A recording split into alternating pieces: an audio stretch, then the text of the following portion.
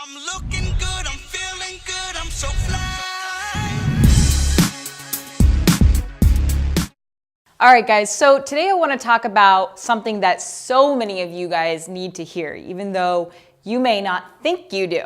And that is the concept of overtraining and really how to manage your workouts.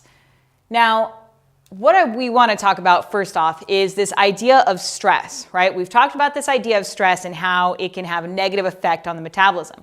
Now, I want to be clear that some stress, there's a certain amount of stress that's good for the body.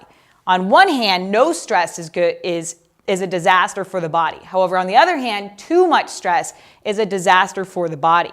And so the idea is we want to be having just enough stress, right, that helps our body grow and both mentally and physically, so that we can constantly be improving, right, whether that be mentally or physically. So, but what I want to get into the topic is really what happens, as far as when we're doing our workouts, and what signs and symptoms to take note of and how to really manage our workouts in a way so that it's not so stressful to the body and causing that downstream effect of negative metabolic reactions, okay?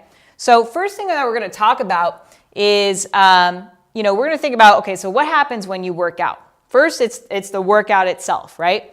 The first thing after the workout is a recovery process, all right? And so this is, happens right after the workout, usually lasts a few hours after the workout. And after the recovery workout is a repair process. So your body's repairing any of the damage that was done to the body. So like, muscle, like if you were lifting heavy, that's when it repairs it and regrows. The next thing that happens is this adaptation process, right? So your body adapts to the stress that it was put on, okay, that was put on it. After the adaptation process is you would just basically expose yourself to a new stress and repeat yourself, go through the process again. Now, what happens when you're overtraining is you get stuck in this sort of recovery mode. So you work out, you semi-recover, you work out again, and you kind of get stuck in this cycle here, all right? And what happens, you never really do get to the repair process or the adaptation process. And what happens when you do this long enough is it starts to beat on your system, and you start to notice and go through those issues that we talked about in the beginning, where that stress on the brain starts to then impact your adrenals, your thyroid, your ovaries and testes, and then also your digestion, okay? So we want to make sure that we're doing things that allow us to repair and adapt so that we can actually grow stronger, okay? And so we don't find ourselves in that vicious cycle of stress, okay? So I want to talk about how do we do that, right? How do we do that? Because this is something that you and I really, really struggle with, most likely, because I know how hard it was for me, and I know we are very similar. So we have the problem, we're not like most people, right? Our problem is we can't usually get out of the gym. We can't stop exercising or stop obsessing about health and fitness, right? We are this go, go, go mentality, go hard or go home, all or nothing, right? And the thing is, I don't care how strong-willed you are, eventually it's going to beat on your system, okay? And the thing is that it's really not necessary, right? A lot of us want to do that partially because, at first we probably started off with just loving exercise and fitness and maybe dabbled in competition a little bit. But, really we just want to, most likely a lot of us just want to look good, right? Look good, feel good, right? And you really don't need to be, or you will actually feel and look much better when you don't have that mentality. So this is the concept that I came up with to manage your workouts for the week, all right? Because here's the thing, I know it's hard for us to get out of the gym. So let's just say, okay, well, we can still stay in the gym for the most part, but we're gonna start to manage our intensity, okay? And so I've come up with this concept of green, yellow, red, right? There are green days, green workout days, yellow workout days, and then red workout days.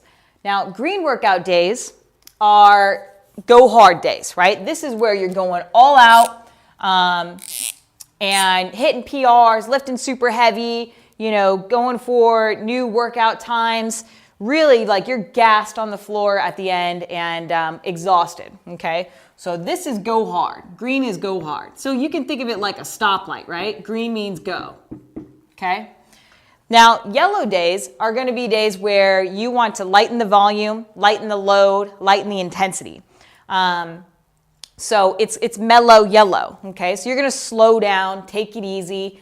Really, the way that I like to think about this is that you want to be in the gym and just being playful, right? I like to go to the gym and just like have fun. Remember, like, just have fun and enjoy the environment, enjoy the music, like, turn on some good tunes and just get in your own like vibe, And one way that you can really regulate yourself here is by challenging yourself to keep your mouth closed the entire time of your workout. Because once you start to open your mouth and breathe hard, that's a sympathetic response, right? And so that is a sign that, okay, we're kicking it up a notch.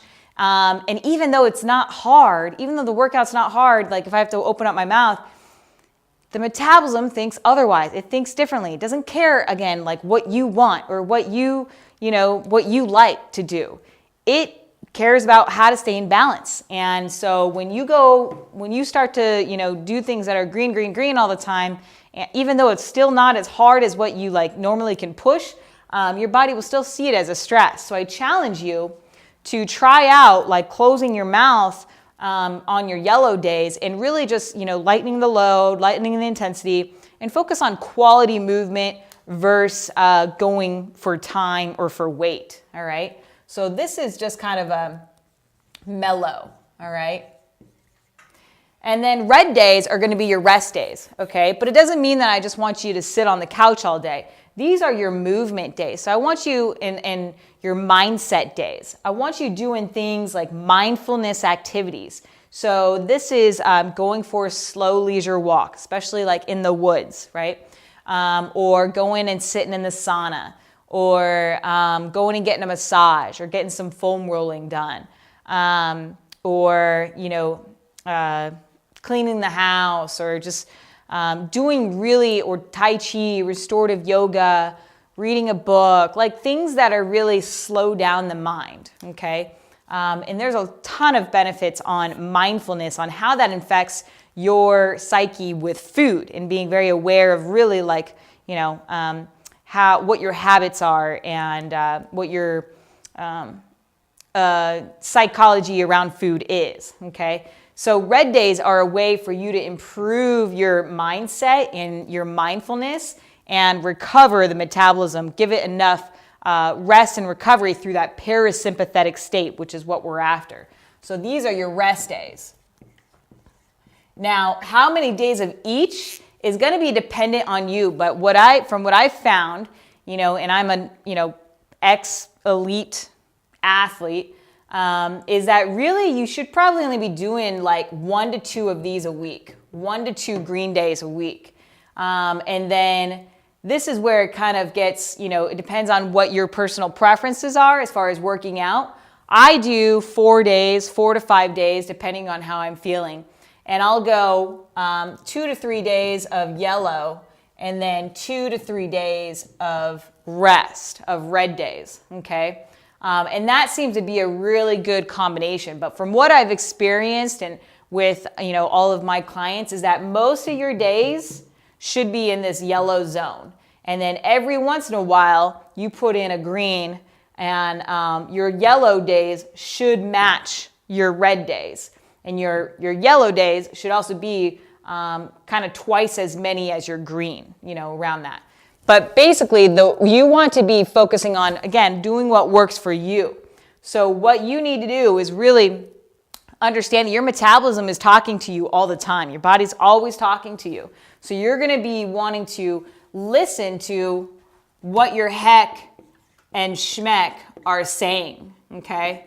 So what is your hunger sleep, hunger, mood, energy, cravings, what's your motivation to go to the gym like, what's your performance been like. Keep those things in mind. And when you start to notice, instead of just trying to suppress that information, be really in tune with it, and you will notice that your performance will actually go up in the gym, and your ability to lose body fat and have a really balanced lifestyle is going to be very easy to sustain. So this is the secret, one of the secrets to achieving a really balanced lifestyle that really helped me pull me out of the gym and break that obsession, that addiction to the gym. This, and then also the 4 approaches to dieting, the EL, and the EM. So hopefully you guys can put this to use. I would try it out this week. Figure out, maybe have a plan. What days am I going to go hard? What days am I going to rest? Which days maybe will I take it easy? You know how you respond, and then change it if you need to. But the idea is you got to set an intention before you start working out and say, okay, this is my red day, or this is my yellow day, or this is my green day. Okay, so that's it. Thanks, guys. Hope you can find some use in that.